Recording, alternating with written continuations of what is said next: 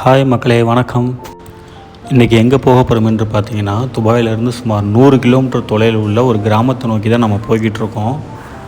கிராமத்தில் அப்படி என்னடா ஸ்பெஷல் தானே பார்க்குறீங்க. ஆக்சுவலி இந்த கிராமம் பார்த்தீங்கன்னா வந்துட்டு சுற்றிலும் பாலைவனத்துக்கு நடுவில் ஒரு கிராமம். இந்த கிராமத்தில் இப்போ வந்து மக்களே இல்லை. ஆக்சுவலி இந்த கிராமத்தில் எங்களால் வாழ முடியல அப்படின்னு சொல்லிட்டு எல்லாம் கிளம்பி போயிட்டாங்க. இப்போ பார்த்தீங்கன்னா வெறும் கட்டடம் மட்டும்தான் அங்கே இருக்குது. ஸோ அதை பார்க்க தான் மக்களே நம்ம போயிட்டுருக்கோம். எனக்குமே இதெல்லாம் போயிட்டு பார்க்கணுன்னு சொல்லிட்டு ரொம்ப நாள் ஆசை. பட்டு இவ்வளோ நாள் அது நடக்கலை. இன்றைக்கி தான் அதுக்கான சந்தர்ப்பம் கிடச்சிது. அதான் கிளம்பியாச்சு. வாங்க என்னோட சேர்ந்து நீங்களும் பார்க்கலாம்.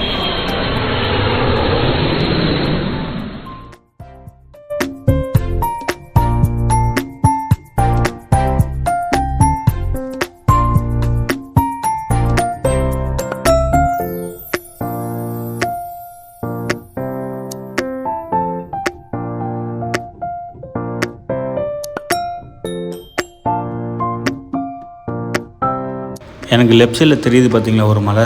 இங்கே தான் வந்துட்டு மொத்த குப்பைகளையும் கொட்டுற இடம். இப்போது ரீசெண்டாக கூட கவிஞர் வைரமுத்து சார் இங்கே வந்துட்டு ஒரு ஃபோட்டோ எடுத்து ட்வீட் போட்டிருந்தார்.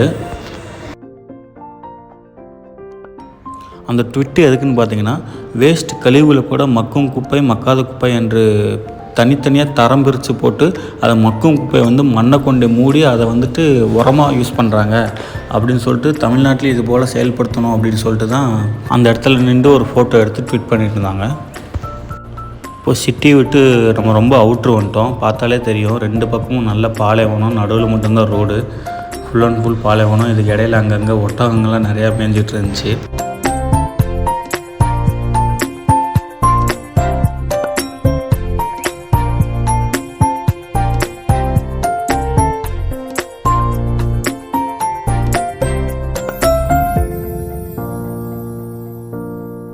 அந்த கிராமத்தை நோக்கி போய்கிட்டு இருக்கும்போது போகிற வழியில் பார்த்திங்கன்னா செம்மையான ஒரு லொக்கேஷன் மக்களே.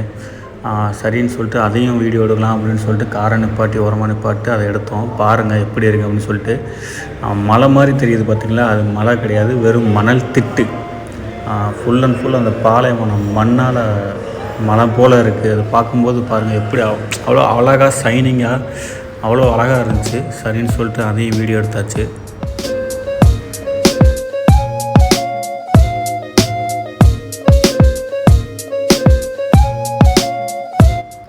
அதுக்கு பக்கத்துலேயே பார்த்திங்கன்னா ஒரு பழக்கடை ஒன்று இருந்துச்சு.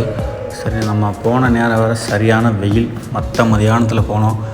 சரின்னு சொல்லிட்டு ஒரு தர்பூசணி பழம் வாங்கி சாப்பிட்லாம் அப்படின்னு சொல்லிட்டு ஒரு தர்பூசணி பழம் வாங்கி அவரவே கட் பண்ணி கொடுக்க சொல்லி பீஸாக கட் பண்ணி 5 பேர் போயிருந்தோம். ஆளுக்கு ஒரு பீஸ் எடுத்து சாப்பிட்டு அப்படியே கிளம்பியாச்சு மக்களே. தர்பூசணி பழம் உண்மையாலுமே நல்லா டேஸ்ட்டாகவே இருந்துச்சு. தர்பூசணி மட்டும் இல்லை, அங்கே மாங்காவும் இருந்துச்சு. மாம்பழம் செம்ம வேறு லெவல், தர்பூசணியோட வேறு லெவல் டேஸ்ட்டாக இருந்துச்சு மாம்பழமும் சரி தர்பூசணியும் சரி, இது ரெண்டுமே வந்துட்டு ஓமன்லேருந்து கொண்டு வந்த பழம். ரொம்பவே டேஸ்ட்டாக இருந்துச்சு. ஆளுக்கு ஒரு பீஸு சாப்பிட்டுட்டு மிச்ச பழத்தை வந்துட்டு பார்சல் கட்டிட்டு கிளம்பியாச்சு அங்கேருந்து.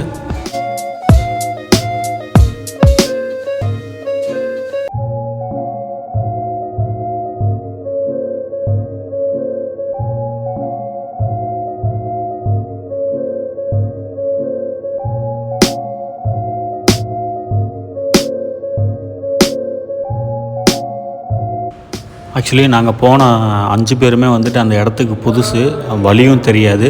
கூகுள் மேப்பை நம்பி தான் போனோம். கூகுள் மேப்பை நம்பி போனதுக்கு கரெக்டாக போயிட்டு ஏதோ ஒரு பாலைவனத்துக்கு நடுவில் நின்றுச்சு. ஆக்சுவலி அந்த பாதை எதுக்கு அப்படி காமிச்சிச்சுன்னு தெரியல. அந்த இடத்துல பாதையே கிடையாது. மறுபடியும் அங்கேருந்து வெளியே வந்து மறுபடியும் அதே ஹைவேவை பிடிச்சி, ஆக்சுவலி இது ஹைவே விட்டு உள்ளே வருது. அந்த இடத்துக்கு போகிறதுன்னு சொல்லிட்டு வழி மாதிரி காமிச்சிச்சு. பட் உள்ளே வந்து பார்த்தோம்னா வழி அங்கேருந்து கிடையாது. சும்மா சின்ன ரோடு தான் போகுது. பட் அது கார் போகிற அளவுக்கு கிடையாது. மறுபடியும் அங்கேருந்து ரிவர்ஸில் வந்துட்டு நாங்கள் அங்கே ஒரு ஆள்கிட்ட கேட்டோம். பட் அந்த இடம் வந்துட்டு அவ்வளோவா ஃபேமஸ் இல்லை போல் அந்த ஏரியாவில். யாருக்குமே அந்த இடம் தெரியலை. சரின்னு சொல்லிட்டு அதே கூகுள் மேப்பை வச்சு தான் போனோம். மேப்பில் காமிச்ச வழியை விட ஆக்சுவலி இந்த வழி வந்துட்டு மேப்பில் காமிக்கலை. பட் இருந்தாலும் இந்த வழி நல்ல கார் வந்துட்டு அந்த இடத்துக்கு பக்கத்தில் வரைக்கும் போகிற, அந்த வில்லேஜோட பக்கத்தில் போகிற வரைக்குமே நல்ல ஒரு வசதி இருக்குது. ஸோ அந்த வழியை விட இந்த வழி ரொம்ப பெட்ரு. பட் இந்த வழியை வந்துட்டு கூகுள் மேப்பில் காமிக்கலை. நாங்களாக தான் கண்டுபிடிச்சி வந்தோம். இன்னொன்று என்னென்னு கேட்டிங்கன்னா, இந்த இடத்துக்கு வர்றதுக்கு வந்துட்டு பஸ் வசதி எதுவுமே கிடையாது. இது வந்து ரொம்ப அவுட்ரு, கிட்டத்தட்ட 100 கிலோமீட்ரு வெளியே இருக்குது பாலைவனத்துக்குள்ளே. அதனால் பஸ் வசதி எதுவும் கிடையாது. நீங்கள் துபாயோ அல்லது ஷார்ஜா எங்கிட்டாவது இருந்து வந்தீங்கன்னா ஒன்லி டாக்ஸி, இல்லைன்னா சொந்தமாக கார் வச்சுருந்தீங்கன்னா வரலாம். வேறு எப்படியுமே வர முடியாது. நாங்களுமே கார் வச்சுருந்ததுனால வந்துட்டோம். ஃபைனலி அந்த இடத்த கண்டுபிடிச்சி வந்துட்டோம் பக்கத்தில். நமக்கு முன்னாடி தெரியுது பார்த்திங்களா, அதுதான் மக்களே கோஸ்ட் வில்லேஜ் சொல்லுவாங்க, பேய் கிராமம். இதுதான் அந்த வில்லேஜோட டாப் வியூ. மேலேருந்து பார்த்தீங்கன்னா உங்களுக்கு வில்லேஜ் இப்படி தான் தெரியும். ஃபைனலி நாம் உள்ளே வந்துட்டோம் மக்களே. உள்ளே வர்றதுக்கு எந்த ஒரு சார்ஜுமே கிடையாது, ஃப்ரீயாகவே பார்த்துக்கலாம் நீங்கள். ப்ளஸ் நீங்கள் கார் பார்க் பண்ணுறதுக்குமே எந்த ஒரு சார்ஜுமே கிடையாது, ஃப்ரீ பார்க்கிங் தான்.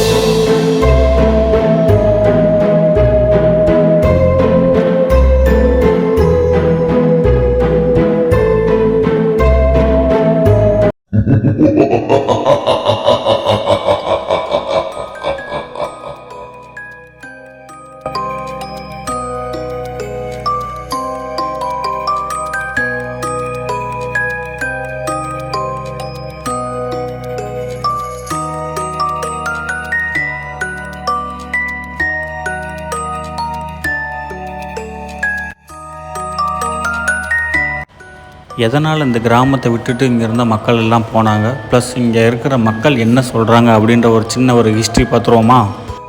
சுமார் 1970 காலகட்டத்தில் தான் மக்களே இங்கே இருந்த மக்கள் எல்லோரும் வீடு கட்டி குடியேற ஆரம்பித்த கொஞ்சம் வருஷத்துலேயே, அதாவது ஒரு 20 வருஷம், 1970 வீடு கட்டி வாழ ஆரம்பிச்சிருக்காங்க. 1990 இந்த வீடுகளை எல்லாத்தையும் அனாதையாக விட்டுட்டு அப்படியே அவங்களோட திங்ஸை மட்டும் எடுத்துகிட்டு இங்கேருந்து அனைவருமே கிளம்பி போயிட்டாங்க. 20 வருஷம் மட்டும்தான் இங்கே மக்கள் வாழ்ந்துருக்காங்க. அதுக்கப்புறம் எல்லோரும் கிளம்பி போயிட்டாங்க. என்ன காரணத்தினால இவங்க இங்கேருந்து எல்லாம் போனாங்க அப்படின்ட்டு ஒரு 2 ரீசன் சொல்கிறாங்க. அது என்னன்னு பார்த்துருவோமா. அதுக்கு முன்னாடி நான் கிராமம்னு சொல்கிறேனே, ஒரு 50 வீடு அல்லது ஒரு 100 வீடாவது இருக்குமான்னு தானே பார்க்குறீங்க. அவ்வளோலாம் இல்லை மக்களே. டோட்டலாகவே ஒரு 10 வீடு தான் இருக்கும். 10 வீட்டுக்கு ஒரு பள்ளிவாசல் ஒன்று இருக்குது. ஸோ டோட்டலாக 10 வீடு, ஒரு பள்ளிவாசல் மட்டும்தான் இருக்குது. இங்கே குடியிருந்த மக்கள் சில பேர் இன்னமும் இந்த ஏரியாவில் தான் மக்கள் இருக்காங்க. பக்கத்தில் தான் இருக்காங்க. ஒரு சில பேர் தான் பெரிய பெரிய சிட்டிக்கு போயிருக்காங்க. ஒரு சில பேர் இந்த ஏரியா பக்கத்தில் தான் இருக்காங்க. அங்கே இருக்க மக்கள் என்ன சொல்கிறாங்கன்னு பார்த்தீங்கன்னா, அந்த காலத்தில் அப்போது அங்கே குடியிருந்தப்போ வந்துட்டு பேய்களால், அதாவது தீய ஆவிகளால் வந்துட்டு பயமுறுத்தப்பட்டன. நடுராத்திரிலாம் பார்த்திங்கன்னா அலறல் சத்தம்லாம் கேட்கும், யாரோ கூப்பிட்ற மாதிரி கேட்கும், அழுகிற மாதிரிலாம் சவுண்டெல்லாம் கேட்கும் அப்படின்ற மாதிரி அங்கே இருக்கிறவங்க சொல்கிறாங்க.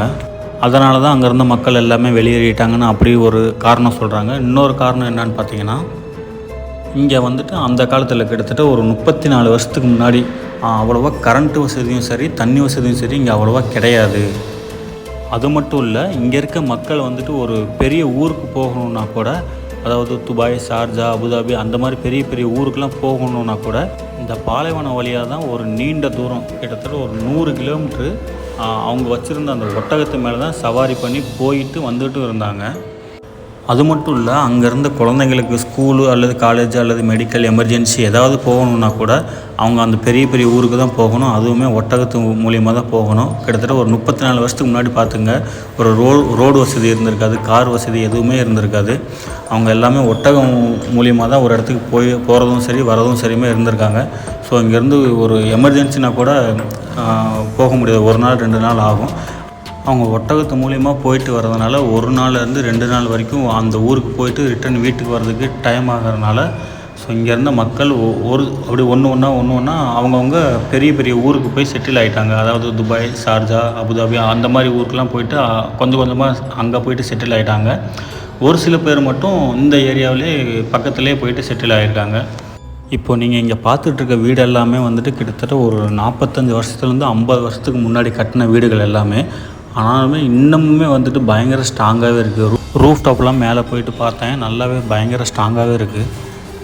இந்த கிராமத்தோட ஸ்ட்ரக்சரை பார்த்திங்கன்னா வந்துட்டு இந்த பக்கம் ஒரு 5 வீடு, அந்த பக்கம் ஒரு 5 வீடு, நடுவில் ஒரு பெரிய பாதை மாதிரி இருக்குது.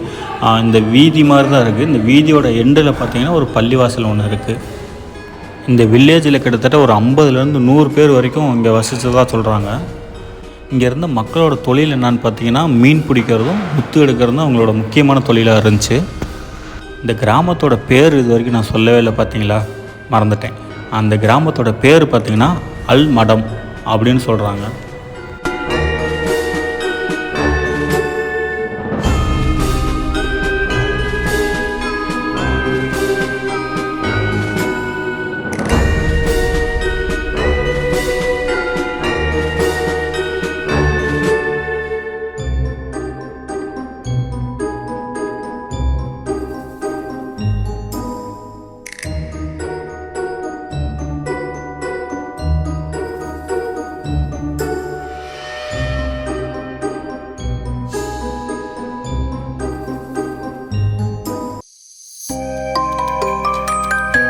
இங்கே பாருங்கள், இது ஒரு வீட்டோட என்ட்ரன்ஸு.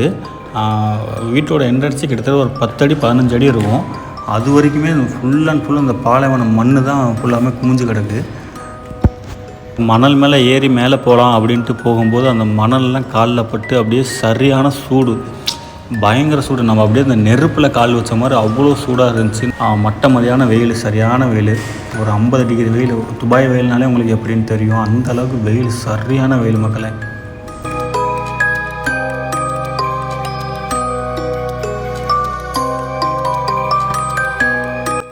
இங்கே பாருங்கள், இதுதான் நான் சொன்ன அந்த பள்ளிவாசல். இந்த கிராமத்தோட கடைசி எண்டில் இருக்கும். இந்த கிராம மக்கள் வந்துட்டு அங்கே தொழுகிறதுக்காக கட்டின அந்த பள்ளிவாசல். இதுவுமே எல்லாமே விட்டுட்டு போனது தான்.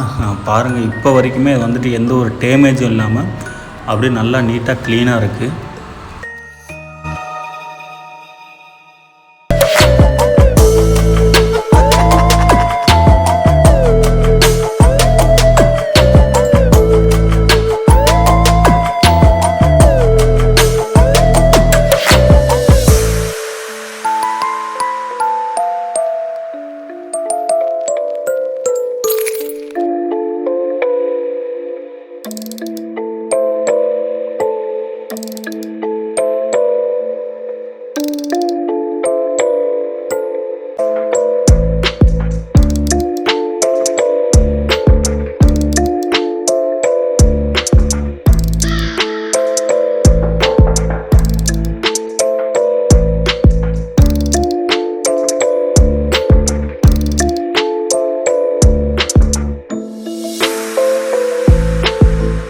இங்கே இருக்க ஒரு சில வீடுகள்லாம் பார்த்திங்கன்னா வீட்டுக்கு மேலேயே மணல், ஃபுல் அண்ட் ஃபுல் மணல் அப்படியே நிரம்பி கிடக்கு.